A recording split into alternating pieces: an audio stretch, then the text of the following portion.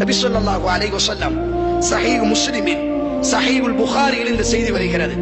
நல்ல நண்பனோடி அமர்பவனுக்கும் கெட்ட நண்பனோடி தோழமை கொள்பவனுக்கும் இருக்கக்கூடிய ஒற்றுமையை அல்லாஹ்வின் தூதர் கூறினார். நல்ல நண்பனினுடைய உதாரணம் என்ன தெரியுமா? அத்தர் வியாபாரியை போன்றவன். அல்லாஹ்வின் தூதர் உலக வரலாற்றில் எந்த உறவுக்கும் இந்த உதாரணத்தை ரசூலுல்லாஹ் சொன்னதில்லை. கணவன் மனைவி என்ற உறவை பற்றி அல்லாஹ்வின் தூதர் எப்படியெல்லாமோ சிலாகித்து கூறியிருக்கிறார், எப்படியெல்லாம் தேர்வு செய்ய வேண்டும் என்று சொன்னார். ஆனால் இந்த உதாரணத்தை அங்கு சொன்னதில்லை. காரணம், கணவனினுடைய குணம் மனைவியிடத்தில் ஒரு நாளும் பிரதிபலிக்காது, மனைவியினுடைய குணம் கணவனிடத்தில் ஒரு நாளும் பிரதிபலிக்காது.